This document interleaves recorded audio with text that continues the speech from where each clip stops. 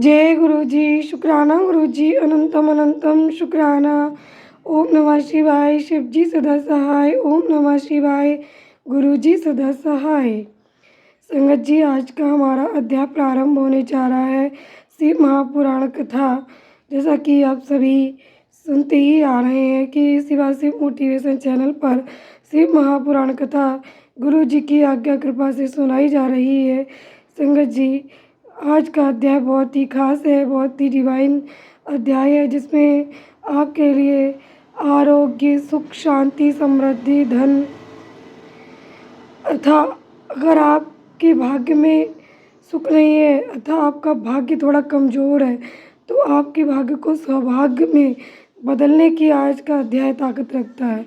इसलिए संगत जी, जिनकी शादी नहीं हो रही है या जिसकी पत्नी नहीं है, पति नहीं है, संगत जी, वो सारी ब्लेसिंग्स आज के अध्याय में है।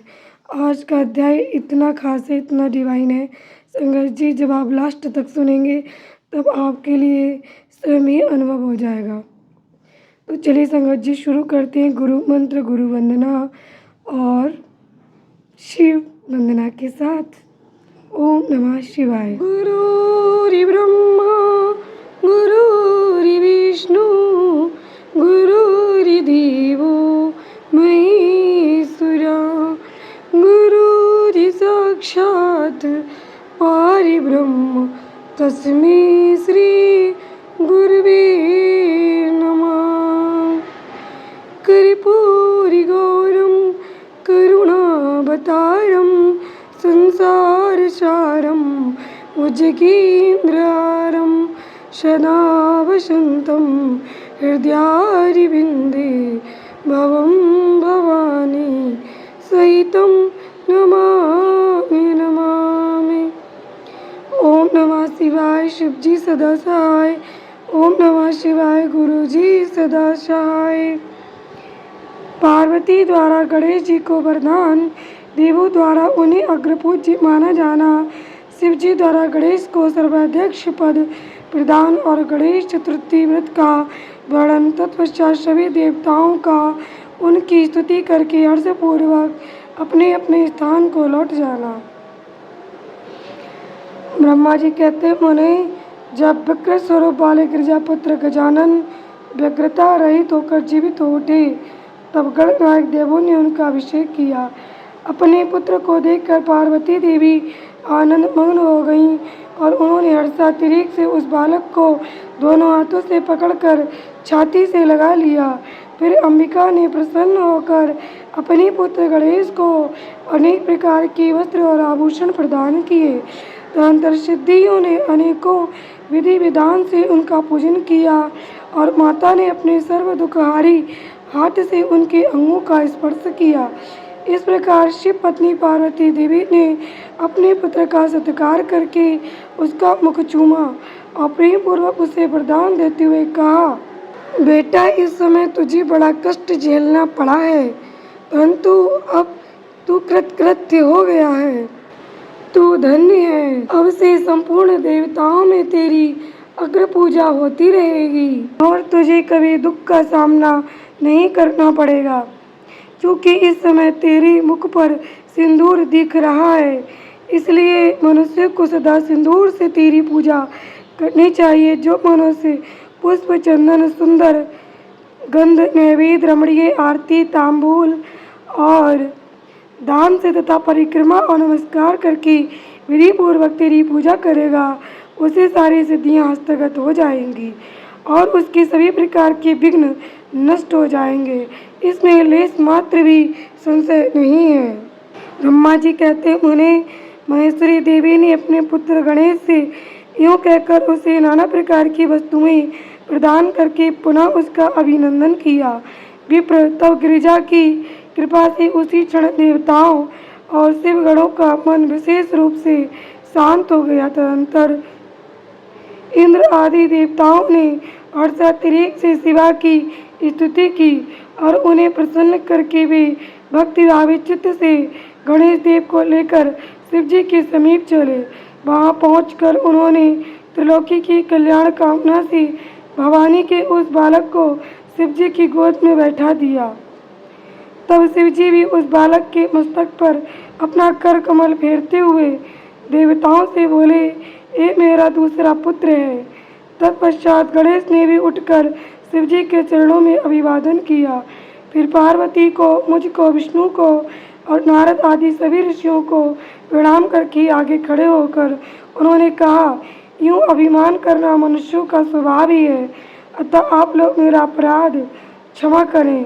तब मैं शंकर और विष्णु इन तीन देवताओं ने एक साथ ही प्रेम पूर्वक उन्हें उत्तम वर प्रदान करते हुए कहा, सुरवरों, जैसे त्रिलोकी में हम तीनों देवों की पूजा होती है, उसी तरह तुम सबको इन गणेश का भी पूजन करना चाहिए। मनुष्य को चाहिए कि पहले इनकी पूजा करके तत्पश्चात हम लोगों का पूजन करें। ऐसा करने से हम लोगों की पूजा संपन्न हो जाएगी।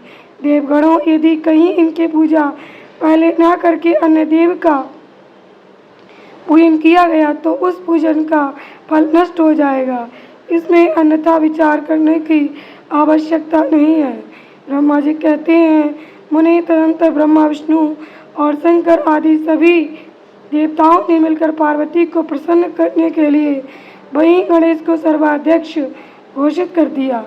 उसी समय शिव जी परम प्रसन्न चित्त से पुनः गणेश लोक में सर्वदा सुख देने वाले अनेकों वर प्रदान करते हुए बोले। शिव जी ने कहा, गिरिजानंदन, निसंदेह मैं तुझ पर परम प्रसन्न हूँ। मेरे प्रसन्न हो जाने पर अब तू सारे जगत को ही प्रसन्न हुआ समझ। अब कोई भी तेरा विरोध नहीं कर सकता। तू शक्ति का पुत्र है, अतः अत्यंत तेजस्वी है। बालक होने पर भी तूने महान पराक्रम प्रकट किया, इसलिए तू सदा सुखी रहेगा। विघ्ननाश के कार्य में तेरा नाम सबसे श्रेष्ठ होगा। तू सबका पूज्य, अतः अब मेरे संपूर्ण गणों का अध्यक्ष हो जा। इतना कहने के पश्चात महात्मा शंकर अत्यंत प्रसन्नता के साथ कारण गणेश को पुनः वरदान देते हुए बोले, गणेश्वर, तू भाद्रपद मास के कृष्ण पक्ष की चतुर्थी तिथि को चंद्रमा का शुभोदय होने पर उत्पन्न हुआ है। जिस समय गिरिजा के सुंदर चित्त से तेरा रूप प्रकट हुआ, उस समय रात्रि का प्रथम प्रहर बीत रहा था। इसलिए उसी दिन से आरंभ करके उसी तिथि में तेरा उत्तम व्रत करना चाहिए। ये व्रत परम शोभन तथा संपूर्ण सिद्धियों का प्रदाता है। वर्ष के अंत में जब पुनः वही चतुर्थी आ जाए, तब तक मेरे कथनानुसार तेरे व्रत का पालन करना चाहिए। जिन्हें संसार में अनेकों प्रकार के अनुपम सुखों की कामना हो, उन्हें चतुर्थी के दिन भक्तिपूर्वक विधि से तेरा पूजन करना चाहिए। जब मार्गशीर्ष मास के कृष्ण पक्ष की चतुर्थी आए, तब उस दिन प्रातःकाल स्नान करके व्रत के लिए ब्राह्मणों से निवेदन करें। पूर्वोक्त विधि से उपवास करें। फिर धातु की, मूंगे की, श्वेत मदार की अथवा मिट्टी की मूर्ति बनाकर उसकी प्राण प्रतिष्ठा करें और भक्ति भाव से नाना प्रकार के दिव्य गंधों, चंदनों और पुष्पों से उसकी पूजा करें। पुनः रात्रि का प्रथम प्रहर बीत जाने पर स्नान करके दूर्वा दलों से पूजन करना चाहिए। ये दूर्वा जड़ रहित 12 अंगुल लंबी और 3 गांठों वाली होनी चाहिए। ऐसी 101 अथवा 21 दूर्वा से उस स्थापित प्रतिमा की पूजा करें। तत्पश्चात धूप, दीप, अनेक प्रकार के नैवेद्य, तांबूल, अर्घ्य और उत्तम उत्तम पदार्थों द्वारा गणेश जी की पूजा करें और स्तवन करके उसके आगे प्रणिपात करें। एवं गणेश की पूजा करने के पश्चात बाल चंद्रमा का पूजन करें। तत्पश्चात हर्षपूर्वक ब्राह्मणों की पूजा करके उन्हें मिष्टान्न का भोजन कराए। उनके भोजन कर लेने के बाद स्वयं में नमक रहित मिष्टान्न का ही प्रसाद पाए। फिर गणेश का स्मरण करके अपने सभी नियमों का विसर्जन कर दे। इस प्रकार करने से ही सो व्रत पूर्ण होता है। बेटा, यूँ व्रत करते करते जब वर्ष पूरा हो जाए, तब व्रती मनुष्य को चाहिए कि वे व्रत की पूर्ति के लिए व्रतोद्यापन का कार्य भी संपन्न करे। इसमें मेरी आज्ञा अनुसार 12 ब्राह्मणों को भोजन कराना चाहिए। व्रती को चाहिए कि वह एक कलश स्थापित करके उस पर तेरी मूर्ति की पूजा करे। तत्पश्चात वेद विधि के अनुसार विधि का निर्माण करके उस पर अष्टदल कमल बनाए। फिर उसी पर धन की कंजूसी छोड़कर हवन करे। पुनः मूर्ति के सामने 2 स्त्रियों और 2 बालकों को बिठाकर विधि पूर्वक उनकी पूजा करे और सादर उन्हें भोजन कराए। रात में जागरण करे। प्रातः काल पुनः पूजन करके पुनरागमन के लिए विसर्जन कर दे। बालकों से आशीर्वाद ग्रहण करे, स्वस्ति वाचन कराए और व्रत की पूर्ति के लिए पुष्पांजलि निवेदित करे। फिर नमस्कार करके नाना प्रकार के कार्यों की कल्पना करे। इस प्रकार जो इस व्रत को पूर्ण करता है उसे अभीष्ट फल की प्राप्ति होती है। गणेश जो श्रद्धा सहित अपनी शक्ति के अनुसार नित्य तेरी पूजा करेगा उसके सभी मनोरथ सफल हो जाएंगे। मनुष्य को सिंदूर, चंदन, चावल, केतकी, पुष्प आदि अनेकों उपचारों द्वारा गणेश्वर का पूजन करना चाहिए। एवं जो लोग नाना प्रकार के उपचारों से भक्ति पूर्वक तेरी पूजा करेंगे उनके विघ्नों का सदा के लिए नाश हो जाएगा और उनकी कार्य सिद्धि होती रहेगी। सभी वर्ण के लोगों को, विशेषकर स्त्रियों को ये पूजा अवश्य करनी चाहिए तथा अभ्युदय की कामना करने वाले राजाओं के लिए भी ये व्रत अवश्य कर्तव्य है। व्रती मनुष्य जिस वस्तु की कामना करता है उसे निश्चय वे वस्तु प्राप्त हो जाती है। अतः जिसे किसी वस्तु की अभिलाषा हो उसे अवश्य तेरी सेवा करनी चाहिए। ब्रह्मा जी कहते हैं, मुने जब शिव जी ने महात्मा गणेश को इस प्रकार वर प्रदान किया तब संपूर्ण देवताओं, श्रेष्ठ ऋषियों और शिव के प्यारे समस्त गणों ने तथास्तु कहकर उसका समर्थन किया और अत्यंत विधि पूर्वक गणाधीश का पूजन किया। तत्पश्चात शिव गणों ने आदर पूर्वक नाना प्रकार की पूजन सामग्री से गणेश्वर की विशेष रूप से अर्चना की और उनके चरणों में प्रणाम किया। मुनीश्वर, उस समय गिरिजा देवी को जो आनंद प्राप्त हुआ उसका वर्णन मेरे चारों मुखों से भी नहीं हो सकता। तब फिर मैं उसे कैसे बताऊं। उस अवसर पर देवताओं की धुंधुमियाँ बजने लगीं, अप्सराएं नृत्य करने लगीं, गंधर्व श्रेष्ठ गान करने लगे और पुष्पों की वर्षा होने लगी। इस प्रकार गणेश के गणाधीश पद पर प्रतिष्ठित होने पर वहाँ महान उत्सव मनाया गया। सारे जगत में शांति स्थापित हो गई और सारा दुख जाता रहा। नारद, शिव और पार्वती को तो विशेष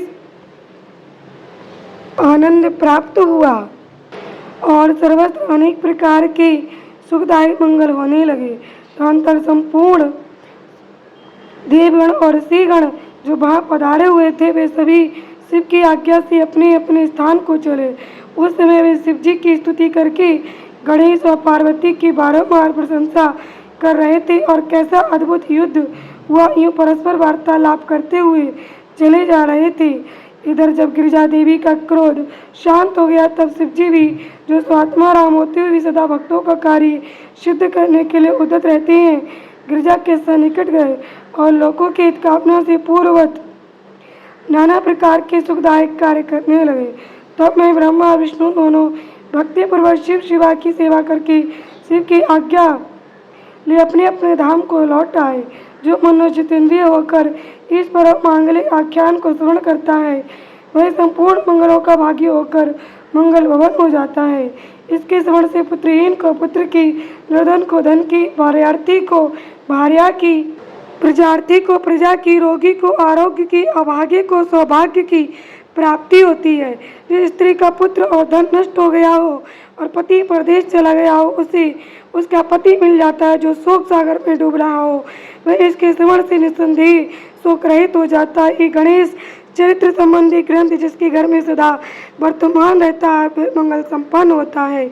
इसमें तनिक भी संशय की गुंजाइश नहीं है।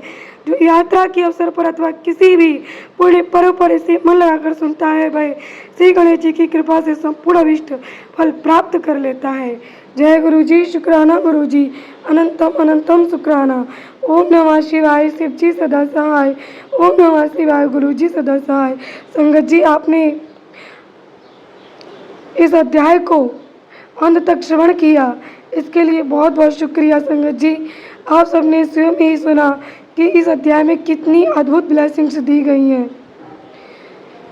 जितनी भी ब्लेसिंग्स हैं वो सारी ब्लेसिंग्स संगत जी इस अध्याय में प्रदान की हैं। हमारे महाशिव कृपा ने।